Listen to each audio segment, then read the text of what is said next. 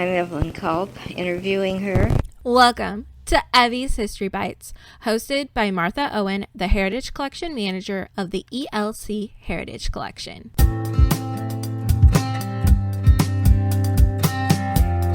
Welcome to another episode of Evie's History Bites. I'm Martha, your host, and we have a great and weird episode for you this month.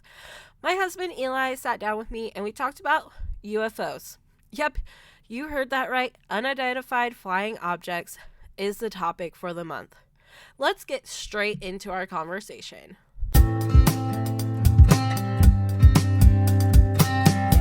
Hi, Eli. Hello. Are you ready for another quirky topic, Nappanee history topic? I am. Let's bring it on. Alright, so this is probably even weirder than my Bigfoot craze. And talking about legends and lores and mysteries of Nappanee. So when you hear the term UFO, what do you think of? Flying saucers.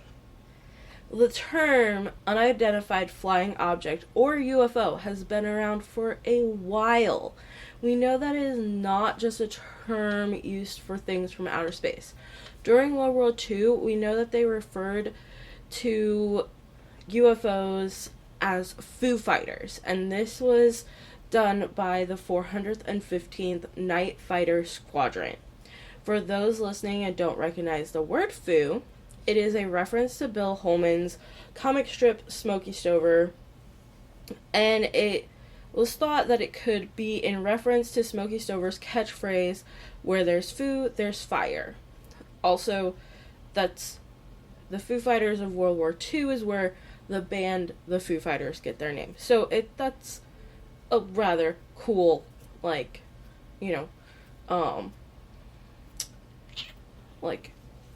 connection there as well.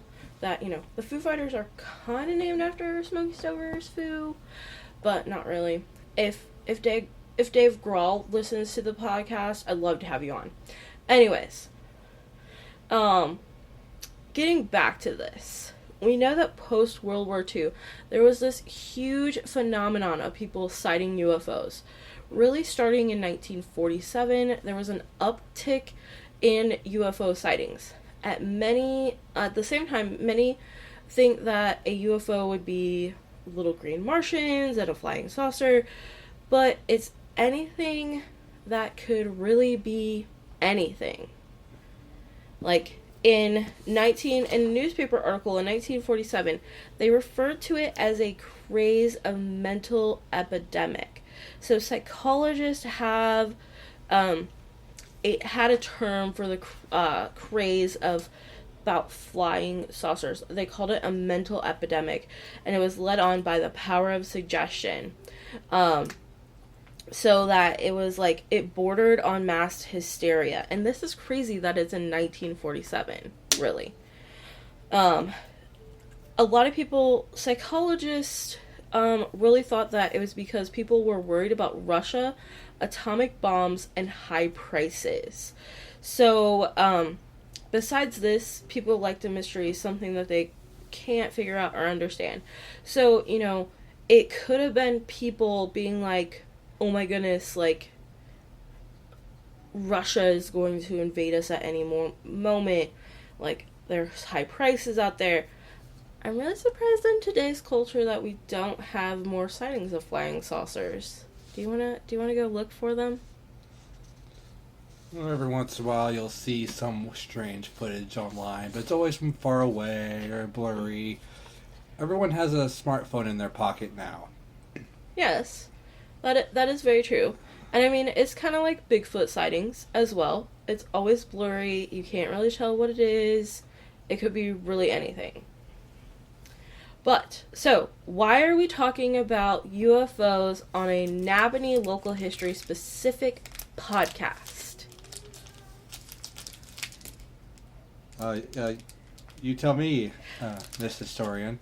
Okay, so it was brought to our attention that there was an international UFO investigative bureau that was based in Nappanee. I actually found that It was registered as a non-for-profit in Nappanee. And then after finding a Reddit thread that showed a business card and some research in the Nappanee newspaper, I was able to confirm this. So in January of 1976, a newspaper article appeared with a headline, "Local Man Heads International UFO Bureau." It goes on to talk about how a man from Nappanee claims that UFOs are real, and unlike many who fear being branded as kooks,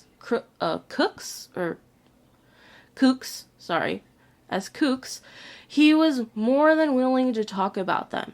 UFOs, their origin, and their purpose. This man was Charles Tucker of Superior Manufacturing.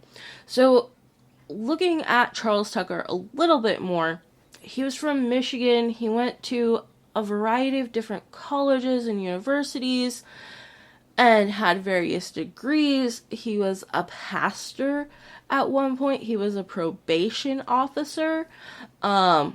He was just all of these things. He owned Superior Manufacturing, which was an RV company.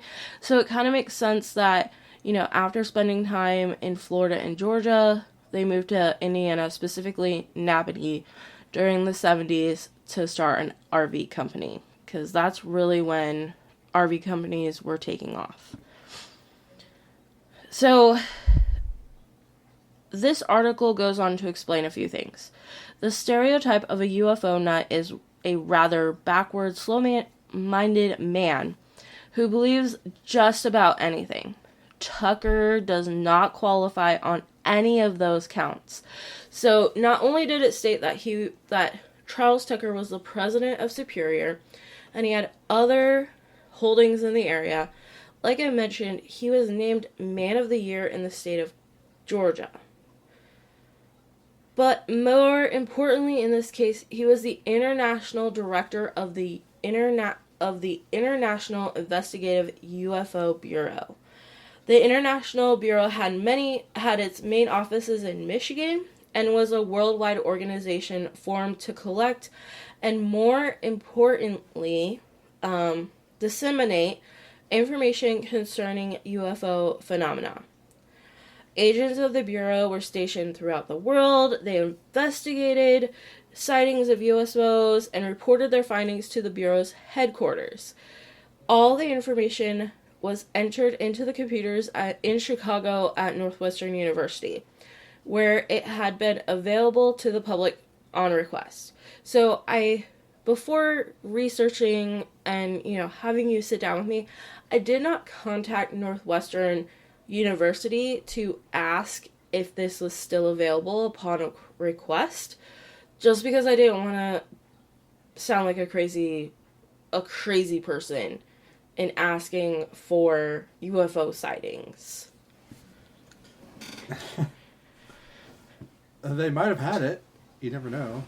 I mean, that is quite possible, or they could just be like, what in the world are you talking about? So all of this stuff is probably like stuffed in a corner somewhere, forgotten about. So according to Tucker, the main function of the Bureau was to inform the general public about UFOs. He said that they were not trying to prove or disprove anything, but they were just seeking the truth and just what that truth was. According to Tucker, over 15 million people had witnessed UFOs, and in polls taken during the 1970s, people believed that there was some type of activity. Tucker went on to say that he believed in 1976 the U.S. government would begin to release a great deal of information concerning UFOs that up until now had been kept secret. He had based his belief on the fact that at one of the UFO conventions, members of the government, Air Force, and NASA attended for the first time. One thing that I forgot to mention about Mr. Tucker is that he was a World War II veteran and served in the U.S. Navy. So, it is, like, really interesting because, you know, we have Area 51 in Nevada where they say that, like, they keep the little Martians, and that we really don't know what all goes on there. So it's rather interesting that in the late 70s, the government, the Air Force, and NASA were attending UFO conventions. So the UFO Bureau, which consisted mainly of people from scientific fields, according to Tucker, did not completely depend on stories relayed to them by individuals. They had over 100,000 unexplained photographs in their files to support the verbal reports. Tucker believed that these UFOs and their controllers were from outer space. He believed that they originally came from outer space, but that they existed here now. He pointed out a newspaper article that science had proven the existence of at least 50,000 planets capable of surviving life. Tucker also pointed out all of these planets capable of supporting life, but only ours does. So that there had to have been these little green men out there on these other 50,000 planets. It's quite the stretch. Very, very, very much so. But this is... So we're gonna start to get into, like, some weirdness. Like, some stories that I've never heard before about aliens, Martians, outer space life. So, are you ready for this roller coaster? Like I said, bring it on. Alright, so Tucker talked about caves that were discovered in South America. Supposedly, the caves appear to run for thousands of miles. There are glazed walls, flat ceilings, and non-skid floors. That's what kind of took me back, was that he said that they were non-skid floors. Sounds very human-esque built.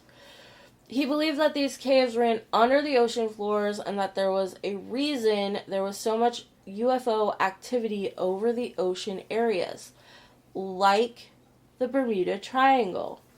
He claimed that if ships entered these areas, like the Bermuda Triangle, and they would leave or enter the caves through the underwater passages.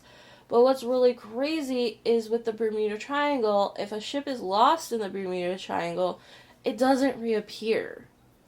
Like, you would think that it would reappear somewhere if it's going through these caves. Tucker claimed to have seen a room in the cave that held 3,000 volumes made of unknown materials and used unknown languages. Claimed. I really wish he would have sourced things. Written a book, something. He was an author. But he did not write anything about his UFO. Like, he didn't write a book about UFOs. Or the ancient astronauts, which we're going to be getting into. Oh boy. He rather wrote books about, he wrote, like, history books. He wrote history books. But they are completely different subjects than what we're talking about. So Tucker believed in something that was called the ancient astronaut theory. And that was a very popular theory of the day. So, like, in the 70s. He referred to passages of the Bible which speak about the fiery chariots descending and ascending into the sky. Tucker posed the question, why not spaceships? Were these chariots spaceships? Couldn't these people have been spacemen and not angels and gods of those ancient superstitious people believed? Context matters. It does. It very much does. And granted, Yeah. this is all coming from one newspaper article. Yeah, this is It's crazy. Yeah. Yeah. This is like. I fully reject the ancient astronaut theory. I'm on record. I want to be on record. Yeah. Yeah. Sorry. No. Context matters here. It- When you talk about, the Bible. It does. And so he claims, though, that the ancient astronauts disappeared. He believed that they went into these tunnels in South America. It's really weird that these tunnels are only in South America. And that they only started to reappear again because their existence was being threatened by man. And they were becoming sick. Because of the discovery of nuclear power, the ancient astronauts were coming out of hiding to study man. This sounds like it'd actually make good sci-fi. Like, if he should have just written that. It's Yeah. like he wanted to, but he decided to just spout his theory. Yeah. To the local paper. Oh. Well, granted, it was just in the 70s, so... But people from all over the country and things were calling him about spotting UFOs. There was actually a newspaper article. I didn't include it in the notes that I've given you, but there is actually a newspaper article that talks about a person from South Carolina that called Mr. Tucker to report an UFO sighting. So, back to more about Mr. Tucker. So he found that his interest in UFOs became so great that other people's opinions no longer affected him.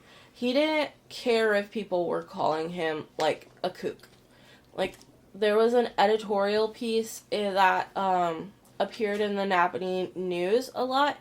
I forget what it's called, but this gentleman would kind of like poke fun at all of these newspaper articles that were appearing.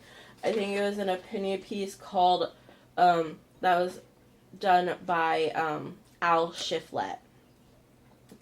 He talked a lot about the crazy UFO person.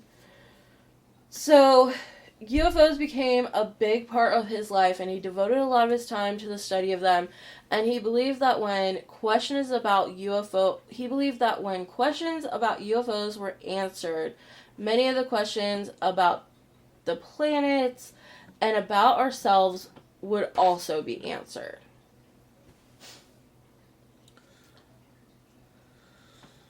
I'm just going to sigh now.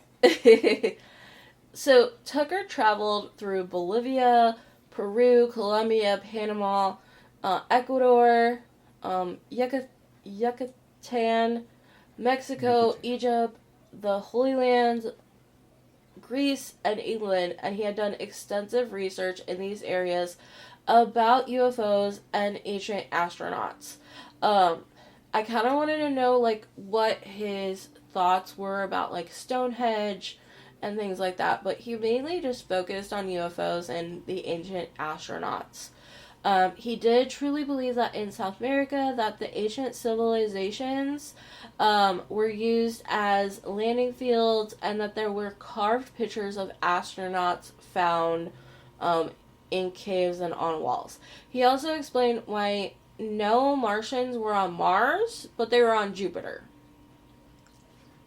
Which, Source your claim. yes.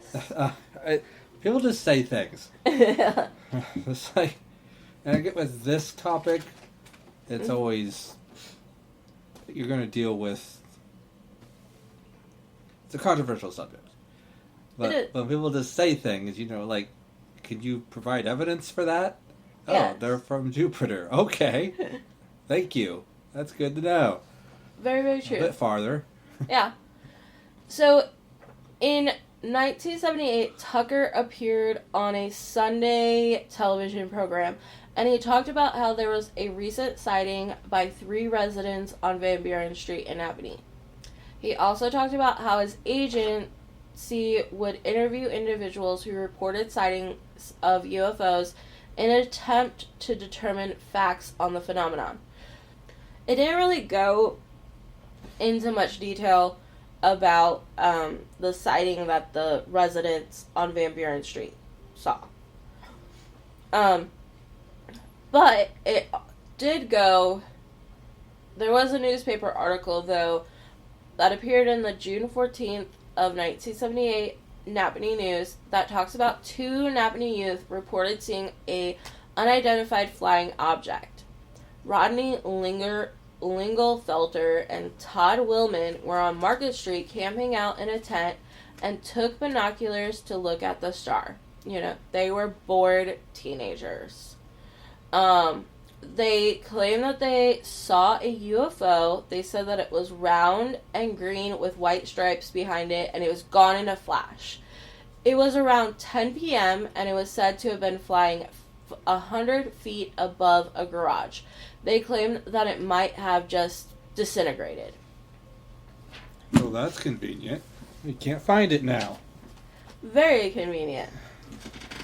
So then, on July 28th, 1978, in New Paris, there was a bright light that was seen flickering at the edge of a cloud.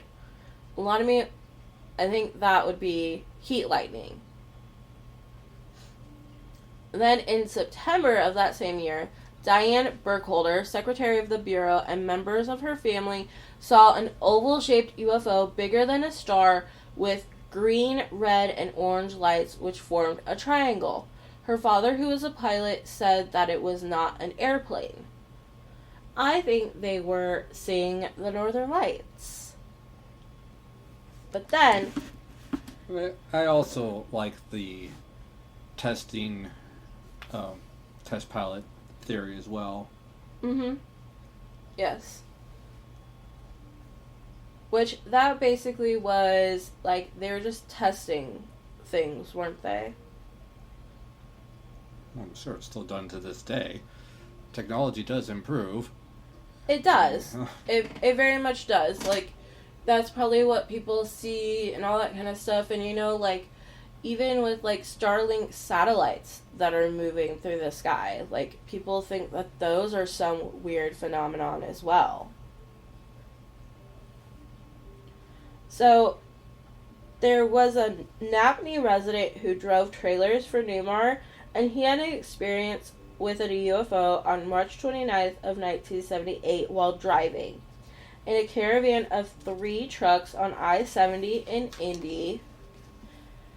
And then all at once, like, somebody had turned on a giant light bulb. Bright blue light covered the 3 vehicles so that the drivers could not see beyond the hoods of their trucks.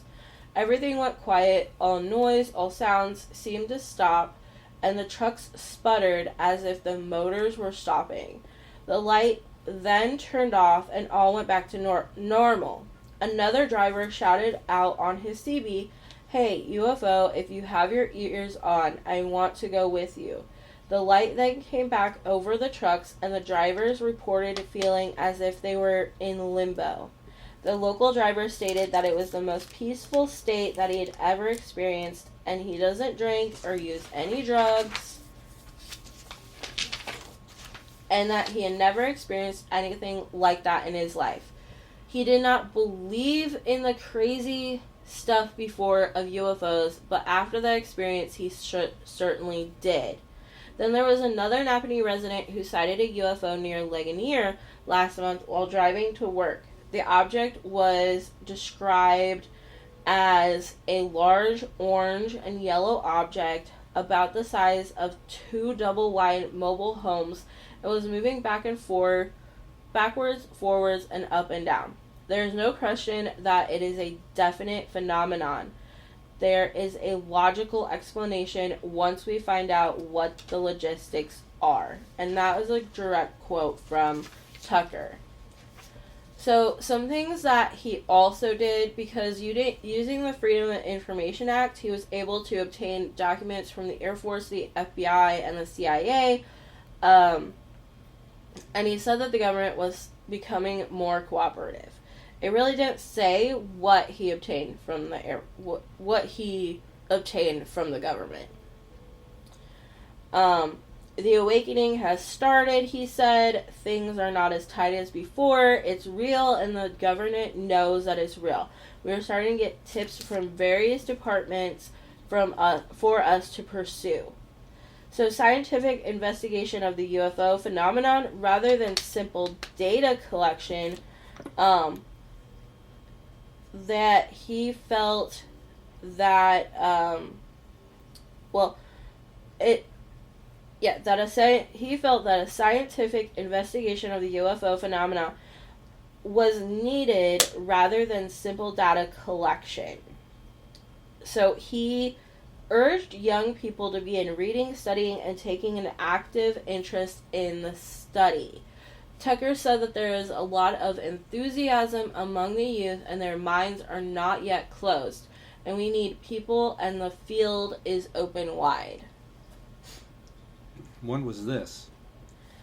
I want to say that this was in 1978. A lot, hippie area. Oh, I didn't even think of that angle. Like, you have the hippies, you have that whole movement in the 70s. You also have, like, the Vietnam War as well having ended. You have Jimmy Carter as president with Ronald Reagan coming in soon. So it's just like this crazy, unstable atmosphere that the United States was in during this time. Oh, you can't forget Watergate. Yes, there was also Watergate as well. It's I am wearing my skeptic hat here, but I'm always, because it's a lot of hearsay. Yes, it very much is. It's like,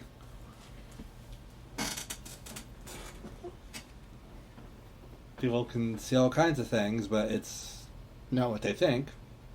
Mm-hmm. And there's also the fact that some people just straight up lie. As harsh as that may sound, This is really the last that we hear from Mr. Tucker, but before that, it was reported in the newspaper on May 21st, 1980, that it was the beginning of the UFO season. Oh, the beginning of the UFO season. Yes. That was pretty crazy. UFOs are only allowed to come in the summer, I guess. But in the last time that we hear from Mr. Tucker in the newspapers was February 4th, 1981. So Tucker told us several documented sightings of flying saucers, and he said that 61% of scientists in the country were believers of UFOs. Curious where he got that number. I don't know. It didn't say.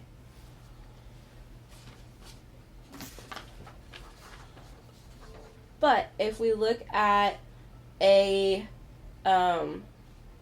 newspaper article that appeared in the Daily, a daily newspaper in Illinois, that it's from 1966, and it was a newswire from Detroit, Michigan. So it claims that some of Michigan's flying saucers were in fact shot down Friday by a special shot down by a special Air Force investigator who said that they were swamp gases and not unidentified flying objects. But some of those who said that they saw the objects remained unconvinced. Dr. J. Allen Hynek discussed his findings at an overflow news conference after spending almost a week investigating persons in the nearby Ann Arbor and Hillsdale areas where most of the sightings originated. Hynek is a Northwestern University astrophysicist and scientific consultant for the Air Force. Numerous UFO sightings had been reported in recent weeks, and many of them by lawmen. Hynek emphasized his investigation was confined to 2 specific days of sightings and did not cover all of those that were reported.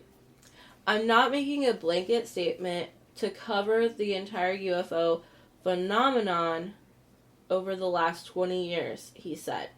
I emphasize that I cannot prove in a court of law that this is the full explanation of those sightings. It appears very likely, however, that the combination of the conditions of this particular winter and also an unusually mild one in this area and the particular weather conditions were such as have produced this unusual and puzzling display. So Hynek said that his study was confined to March 20th sightings that were made near Dexter, a small community about 50 miles southwest of Detroit, and one made at Hillsdale, which is about 100 miles west, on March 21st. Although there had been numerous other reports of UFOs in the state, Hynek said that he would not investigate them because not enough persons had seen them. He said that he investigated only those sightings seen by a large group of witnesses. If only one person reports seeing something, it might be discounted, he said. But if 10 or 20 report seeing similar objects, then it's ground for scientific investigation. Hynek also pointed out that photos released to the press Thursday, which showed 2 lights in the sky over a series of street lights, were without any question trials made as a result of time exposure of the rising moon and the planet Venus. The photos taken March 16th near Milan, Michigan, about 25 miles southwest of Detroit, had no reference to the March 21st sightings at Hillsdale. That was a lot there. It was. But, he basically... So this was a guy from Northwestern University who is an astrophysicist and a scientific consultant for the Air Force. He basically said that it was not worth investigating UFO sightings if there was only one person seeing these. He felt that it had to be 10 to 20 people who saw something in the sky. Yeah, because anyone can, make up something. Mm-hmm. Or misconstrue what they see. Oh, this is clearly a UFO when it's just a regular old plane in the sky. Yes. Or a satellite. Or any old thing. Yeah. That's probably wise of him to say such things. Yeah. There's always just one person. There is always just one person.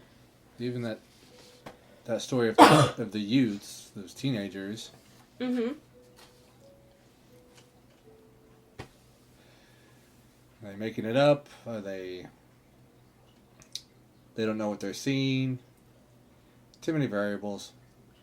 Very much too many variables. And so, much like reporting Bigfoot sightings, there is actually still a website today that you can report UFO sightings. I didn't want to get flagged by the government, so I didn't click on anything. But there are websites out there that you can you can report UFO sightings. I did not know that. I guess that's that's quite interesting, actually. I guess the government keeps all its options open, I suppose. Yeah. If you see something, report it here. We will investigate it for you. Thank you. Thank you. Like, I think, too, like, with thinking about, like, UFO sightings, and I'm very familiar with the Bigfoot sighting website, I will admit. Like, very familiar That with one it. really surprises me. Like, there, in Elkhart County, there was 2 possible sightings of Bigfoot, in our county, and it actually is, like, just north of here. Like, in the Bago Township, Bago Creek area. Like, there's been reporting sightings. And these people, Bigfoot hunters are actually, like, following up. So, it's a really cool website. Like, you can read about the report that was made, and then you read, like, the investigators, like, report of what they found. Like, their findings. But then again, it's just 1 or 2 people who are reporting this. Like, not like 10 to 20. Like, the gentleman in that 1966 article mentioned that was worth his time. And it is also really interesting, too, that, the photo he mentioned that, like, that it was the planet Venus in, like, the picture. It wasn't like it wasn't a light of a UFO. It was Venus. Oh. Yeah. Alright, so while UFOs are still believed in, like, what do you think of this whole phenomenon that was going on in Nappanee with Mr. Tucker and the the International UFO Investigative Bureau? Well, I didn't know there was anything. I didn't realize Nappanee had anything to do with that, and that there's someone that was so involved in it. Mm-hmm. Even talking to the papers and such. So that's surprising. It just seems like it just kind of just, after 1978, it just kind of just stops for him. I mean, like I said, he appears in the newspaper one last time in 1981. He doesn't write any books, or he doesn't have a memoir, or... No, not that I can find. There's nothing... No journaling. It's No. just like, He does have a book out there. I'm not gonna say the title, so that, out of respect. But it's really weird.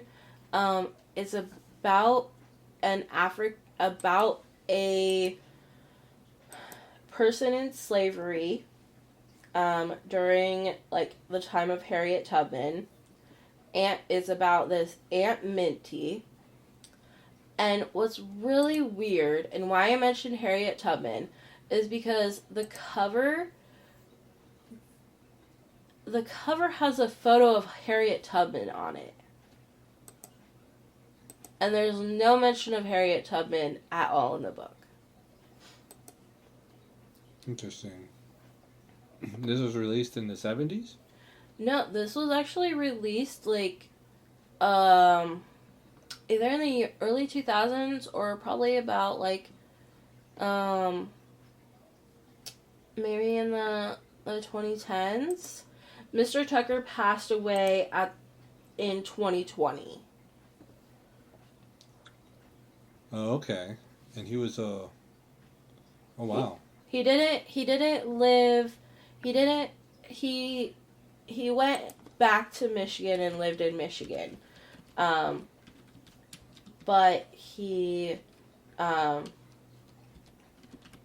And what's really crazy is there's no mention of, like, his studies in UFOs or his involvement with the investigative bureau, anything like that, like, in his obituary.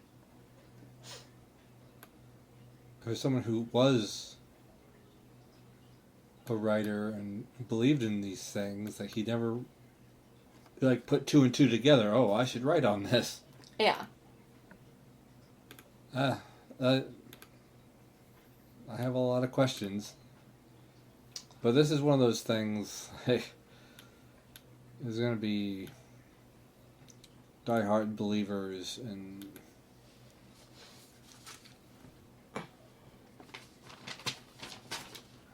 this is when you approached me with this topic. I was like, oh boy, here we go. I mean, like I said, it is one of our most craziest topics that we've talked about. And, you know, it was something that I struggled to put together. Because, like, while I believe in, like, the phenomenon of, like, Bigfoot and, like, you know, the possibility of there actually being a Bigfoot, like, not like, actively believing in him, but, like, thinking, oh, maybe there is this, like, Sasquatch, Yeti, Bigfoot out there. Which is really cool in the Native American culture, is they actually use him as one of the seven brothers, which that is completely coming in a completely different podcast episode that I'll be talking with a member of the Pokagon Band of Indians, and talking about the Seven Brothers and such like that. But, you know, it's so crazy, like, UFOs and all that kind of stuff, and, you know, going back to World War II, like, the Foo Fighters, like, those were, like, planes that were being spotted at night, like, under darkness, like, and things like that. They weren't believing that it was Martians. I really want to believe, like, I really should have looked up, like, to where, like, the little green aliens and Martians started, like, coming up being attached to UFOs. But, you know, Foo Fighters were presumed to be by witnesses to be secret weapons employed by the enemy. Well, a lot of different things were being developed. Mm-hmm. It was wartime. Yes, very much so. And war tends to bring about technological progress for no other reason than you want to defeat the enemy as quickly as possible. Yes. Yeah. Alright, well, thank you so much, Eli, again, for being on Evie's History Bites with me, just talking about the weird Nappanee history stuff.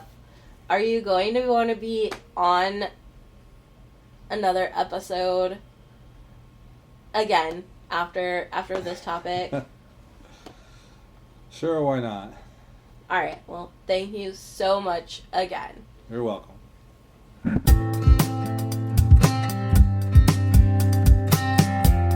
Well, that's all that I have for this episode. A special thank you to Eli for being my guest. And next month, I will be having a group from 5 Metals to talk about their living history program. But before you go, be sure to subscribe to this podcast, hit like, or leave us a comment.